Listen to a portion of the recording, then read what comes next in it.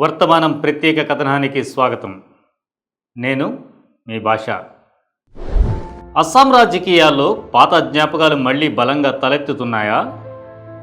Gun licence, Bangladeshi వాదనలు, ముస్లింలపై ద్వేష ప్రచారం, 1960 చరిత్ర పునరావృతం అవుతుందా? రచన జైముద్దీన్ అహ్మద్, రాష్ట్ర మీడియా సెక్రటరీ, జమాత్ ఇస్లామీ హింద్, హైదరాబాద్. అస్సాం రాజకీయాల్లో మళ్ళీ అలాంటి పాత జ్ఞాపకాలు తిరిగి వస్తున్నాయి.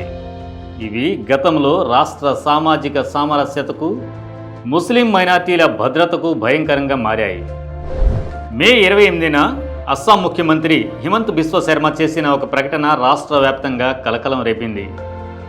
రాష్ట్ర మంత్రివర్గ సమావేశంలో ఆయన మాట్లాడుతూ, సరిహద్దు ప్రాంతాలు మరియు బలహీన ప్రాంతాల్లో నివసిస్తున్న అసలు అస్సామీయులకు తాము వారి భద్రత కోసం ఆయుధ లైసెన్స్ ఇస్తామని చెప్పారు. అయితే ఈ చట్టబద్ధేతర ముప్పు ఎవరికి? ప్రభుత్వం నుంచి దీనికి గణనీయమైన వివరణ లేదు. కానీ గత రాజకీయాలు, ముఖ్యమంత్రితో పాటు బీజేపీ నేతల గత వ్యాఖ్యలు చూస్తే ఇది ముస్లింలను, ముఖ్యంగా బెంగాలీ మూలాలున్న ముస్లింలను లక్ష్యంగా చేసిన చర్య అని రాజకీయ విశ్లేషకులు చెబుతున్నారు. ప్రతిపక్షం దీన్ని తీవ్రంగా ఖండిస్తోంది. ఇది లైసెన్స్ టు కిల్ అనే విధంగా ఉందని వ్యాఖ్యానించింది. హిమంత్ బిశ్వ శర్మ చేసిన ప్రకటన రాజకీయ ప్రేరణకే మరియు ఓటు బ్యాంకు ఎత్తుగడలకే. ఈ ప్రకటన అసెంబ్లీ ఎన్నికలకు ముందు రావటం కాస్త సందేహాస్పదంగా ఉంది. ఈ ఆయుధ లైసెన్సు పథకానికి ఎంపిక చేసిన జిల్లాలన్నీ ముస్లిం మెజారిటీ కలిగినవే. నాగావన్, మోరిగావ్, బర్పేట, గోల్పారా, ధుప్రి, సౌత్ సల్మారా ఇలాగా. ఈ ప్రాంతాల్లో బెంగాలీ మూలాల ముస్లింలు పెద్ద ఎత్తున ఉన్నారు. గత కొన్ని దశాబ్దాలుగా ఆక్రమణదారులు, విదేశీయులు భూములు ఆక్రమించిన వారు అనే ఆరోపణలు ఎదుర్కొంటూ వస్తున్నారు. ఈ చర్యల వెనుక అసలు ఉద్దేశం మెజారిటీ ప్రజలకు మీ భూములపై ముప్పు ఉంది అనే భావనను కలిగించడమే. ఇది ముస్లింలను అణిచివేసే ప్రయత్నం మాత్రమే కాదు, మెజారిటీ ఓట్లను సమీకరించే వ్యూహంగా కూడా మారింది. మత విద్వేషంతో రాజకీయ ప్రయోజనం పొందడానికే ఇది. హిమంత్ బిశ్వ శర్మ రాజకీయ జీవితంలో ముస్లింలపై వ్యాఖ్యలు, విధానాలు కొత్తవి కావు.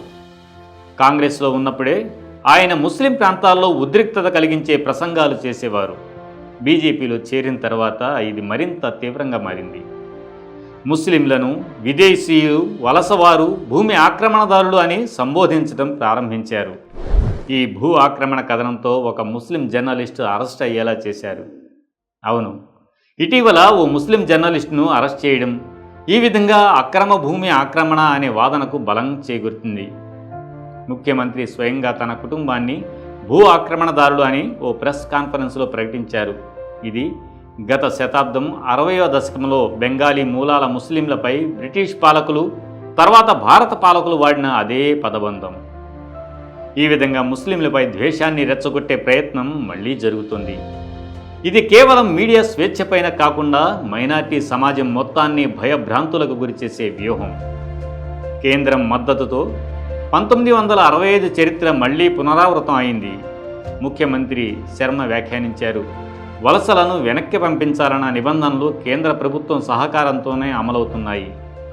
ఇది 1965లో ఇండియా పాకిస్తాన్ యుద్ధ సమయంలో జరిగిన సంఘటనను గుర్తుకు తెస్తోంది.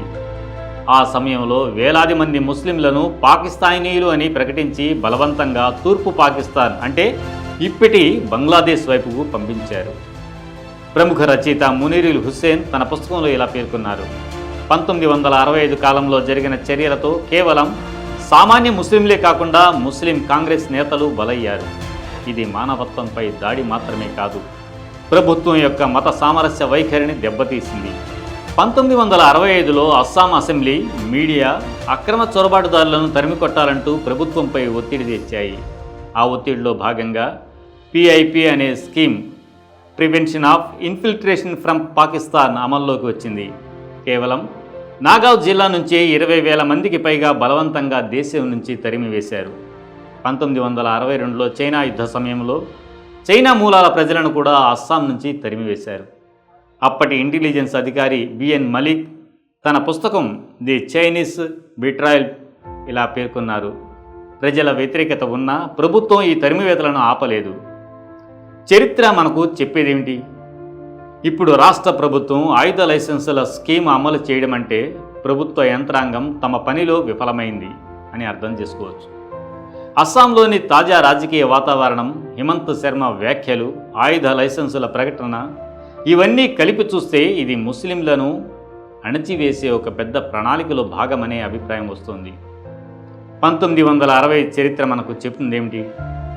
ఇలాంటి చర్యలు మైనార్టీల విశ్వాసాన్ని, నమ్మకాన్ని దెబ్బతీయడమే కాకుండా సమాజంలో సామరస్యాన్ని నాశనం చేస్తాయి. ఇప్పటికి కూడా అదే వాదనలు మళ్ళీ వినిపిస్తున్నాయి. తేడా కేవలం మాటల లోపల్లో ఉన్న భావాలలో మాత్రమే ఉంది. అందుకే ఇప్పుడు గత పాఠాలను గుర్తుంచుకొని అన్ని వర్గాలకు సమానత, న్యాయం కలిగించే విధానాలపై నడవడమే.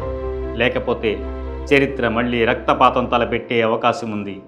ఈసారి గాయాలు మరింత లోతుగా ఉండవచ్చు.